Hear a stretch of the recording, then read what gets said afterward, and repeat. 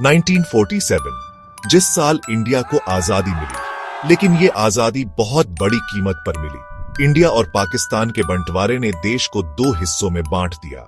हिंदू, मुस्लिम, सिख सब हिंसा और विस्थापन के भंवर में फंस गए।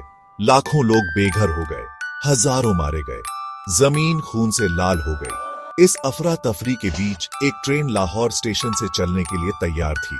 मंजिल दिल्ली। ये कोई आम ट्रेन नहीं थी, ये नई जिंदगी की उम्मीद लेकर चल रही थी। लेकिन किस्मत को कुछ और ही मंजूर था। ये ट्रेन थी ZB107, एक ट्रेन जिसकी किस्मत में रहस्य के पन्नों में दर्ज होना लिखा था। ट्रेन खचाखच भरी हुई थी। लोग ट्रेन के बाहर भी लटके हुए थे, आसपास हो रही बर्बादी से बचने के लिए बेताब। परिवार एक साथ दुबके हुए थे, अपना थोड़ा बहुत सामान पकड़े। उनकी आंखें अंदर के तूफान को दिखा रही थी। हवा में डर और घबराहट भरी थी। माओं के रोने और बच्चों के चिल्लाने की आवाजें आ रही थी। जैसे ही ट्रेन लाहौर स्टेशन से चली, वो अपने साथ मुसाफिरों के सपने और डर लेकर चली। ये एक ऐसे इलाके से गुजरी जो हिंसा से जख्मी था, बंटवारे की मानवीय कीमत की एक कड़वी याद। किसी को नहीं पता था कि ये सफर अनजान रास्तों का एक तरफा टिकट बन जाएगा। ट्रेन कभी अपनी मंजिल तक नहीं पहुंची। वो एक रहस्य बनकर रह गई। वो हवा में गायब हो गई, वक्त के धुंध में कहीं खो गई, जैसे किसी ने उसे निगल लिया हो। दिन हफ्तों में बदल गए, हफ्ते महीनों में। समय बीतता गया, लेकिन कोई सुराग नहीं मिला। फिर भी ट्रेन या उसके मुसाफिरों का कोई पता नहीं चला। लोग परेशान और हैरान थे। ट्रेन में सवार लोगों के परिवार हमेशा के लिए एक अनिश्चितता में रह गए। उनकी आंखों में उम्मीद की चमक धीरे धीरे धुंधली पड़ने लगी।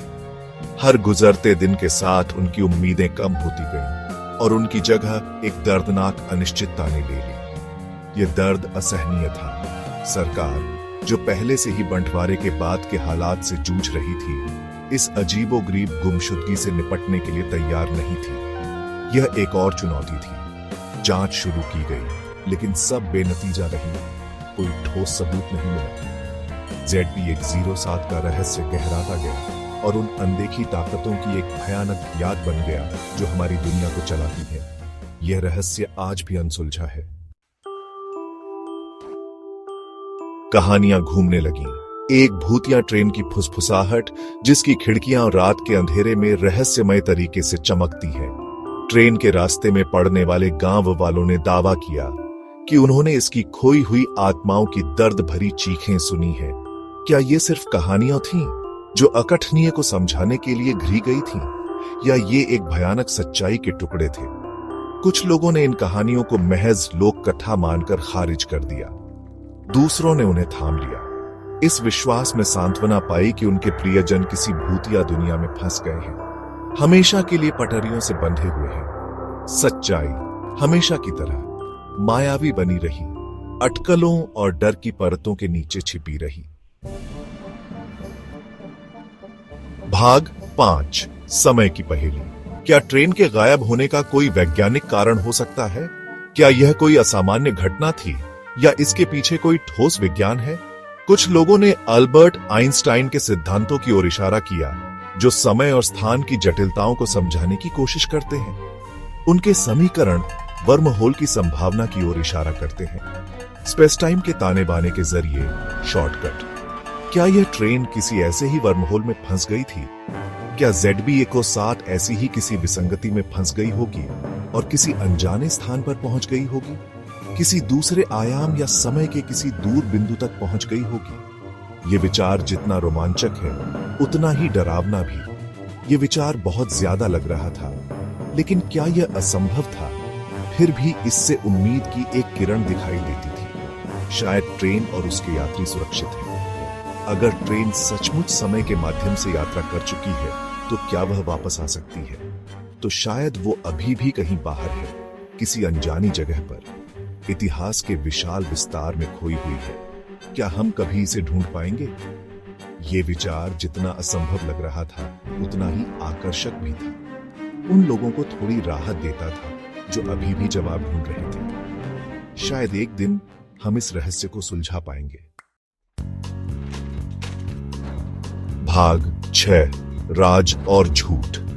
सरकार चुप रही, जिससे एक पर्देदारी की अटकलें लगने लगी। क्या यह चुप्पी किसी बड़े रहस्य की ओर इशारा कर रही थी? क्या वो कुछ छिपा रहे थे, या फिर यह सिर्फ हमारी कल्पना का खेल था? क्या उन्हें कुछ ऐसा मिल गया था जो बताने के लिए बहुत ज्यादा डरावना था, या फिर यह सिर्फ एक अफवाह थी? धूल भरे अभिलेखागारों में बंद वर्गीकृत रिपोर्टों की अफवाहें उड़ी, जिनमें ZB-107 के भाग्य के बारे में सच्चाई थी। क्या ये रिपोर्टें कभी सार्वजनिक होंगी? साजिश के सिद्धांतकारों के लिए ये मौका था। उन्होंने हर सुराग को जोड़ने की कोशिश की। कुछ ने दावा किया कि ट्रेन को एलियंस ने हाईजैक कर लिया था और इसके यात्रियों को अज्ञात प्रयोगों के लिए अगवा कर लिया गया था। क्या ये सच हो सकता है? दूसरों का मानना था कि ये एक गुप्त सरकारी प्रयोग में फंस गई थी, जो गलत हो गया था, और इसे किसी गुप्त सुविधा में ले जाया गया था। क्या ये सिर्फ एक और कहानी थी?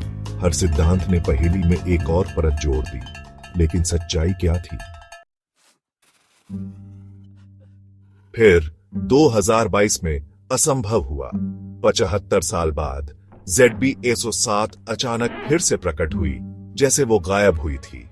ट्रेन एक घने कोहरे से निकली, लाहौर में मूल स्टेशन के पास एक साइडिंग में आकर रुकी।